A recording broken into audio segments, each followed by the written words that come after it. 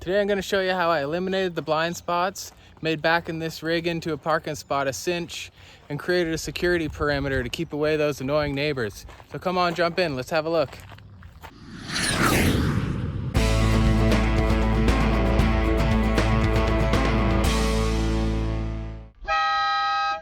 So here's the view with my 9-inch color monitor. The monitor has a built-in multiplex, so I actually have a few different settings how it's laid out. You can see here's my rear view camera, and then I got my left driver's side camera and my right passenger side camera. So I can see all the traffic coming up from behind me, and I don't know, I can probably count on a single hand how many times I've passed other people on the road. We don't tend to travel too quick.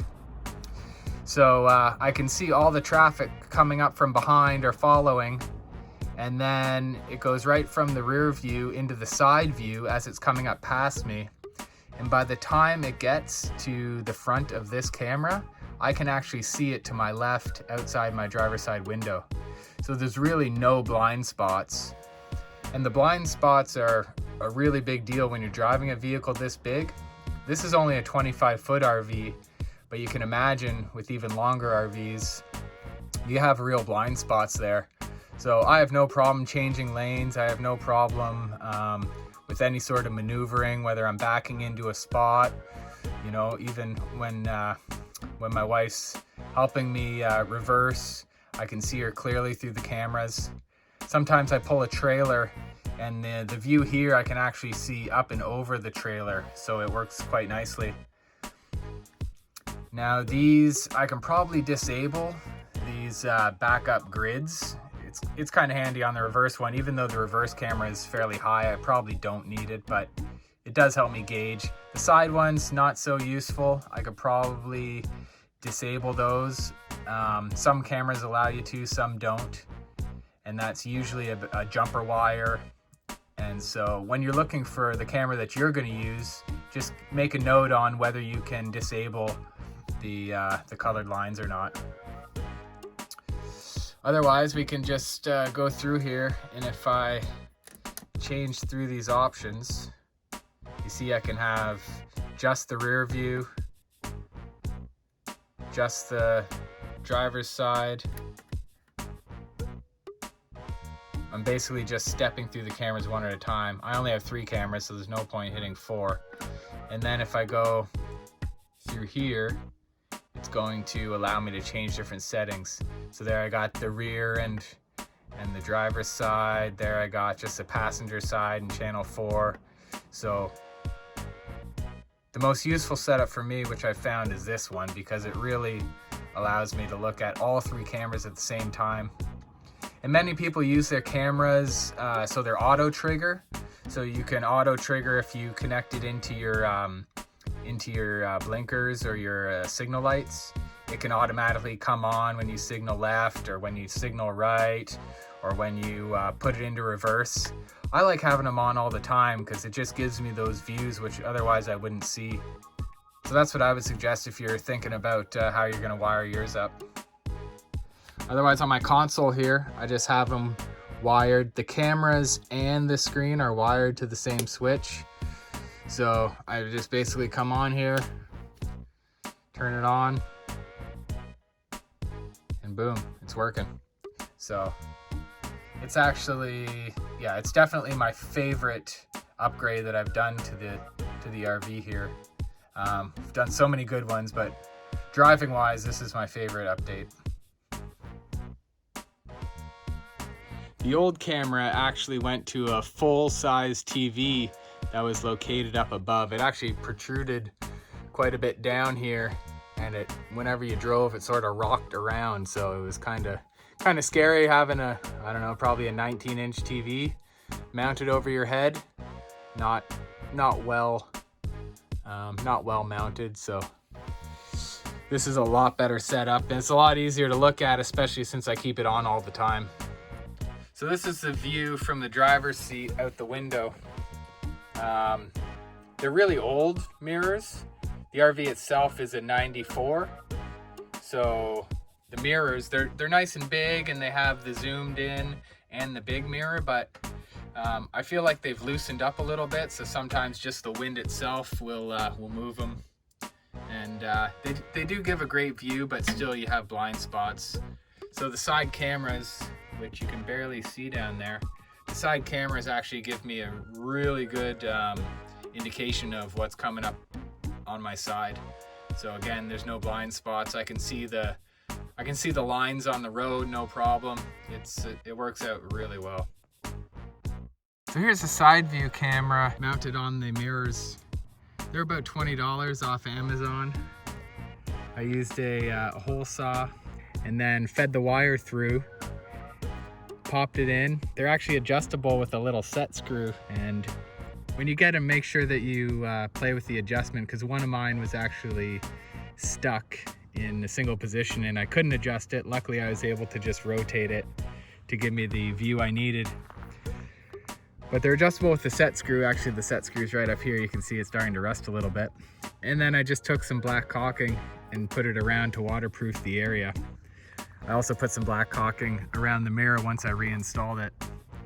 So you can see it's actually well hidden in there. It's not going to get hit with anything. I used some Rain-X just to prevent them from fogging up, and they stay pretty clean. So there's the wire that comes from the mirror. What I've done to seal it is I've actually taken a piece of foam and I've covered the wire in foam, and then I took electrical tape and went over that, and then I squeezed the foam electrical tape through the hole that I drilled to get the wire feed through.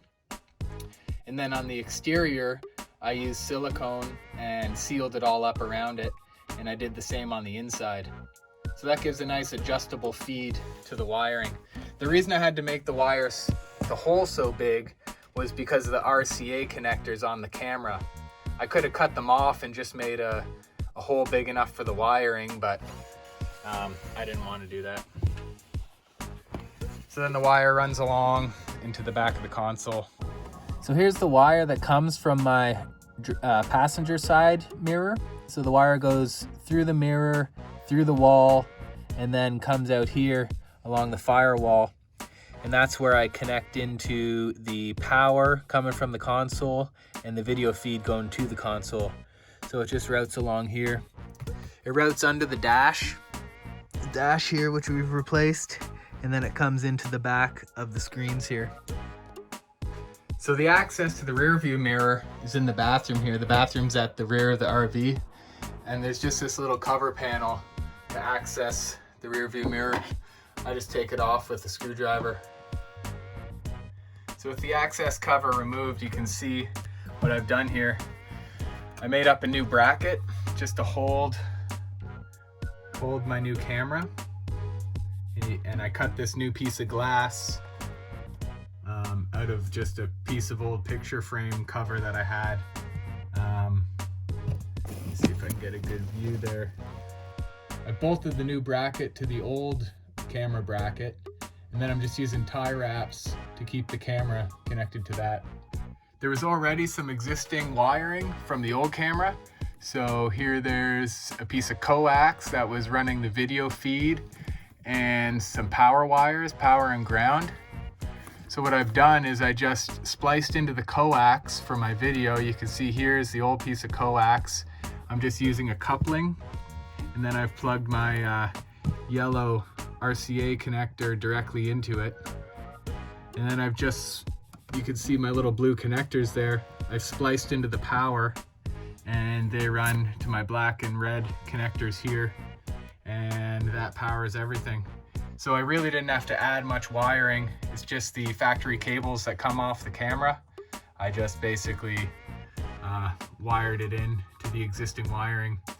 Again, that's because my RV came with a rear view camera from the factory in 1994.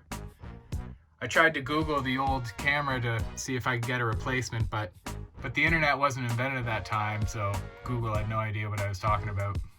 So my plan for an upgrade is to replace this piece of glass, because at night I get a lot of reflection from the built-in lights of the camera. So I'm going to replace that piece of glass with probably a piece of wood or something else with a cutout, and then I'm just going to extend the camera directly through it. The camera is made to be mounted on the exterior of a car over your license plate or something. It'll be flush mounted into whatever I put there. That's going to give me a lot better view at nighttime with less reflection. I don't drive too much at night in the RV because I'm usually camping in a camp spot. But in the early season and the late season, it is darker.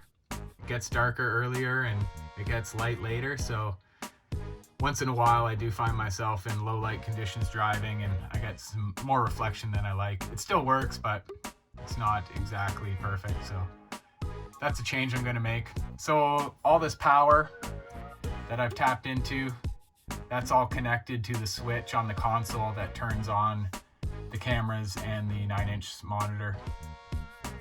For all the tips and tricks on living a nomadic adventure, check out lifeenroute.com.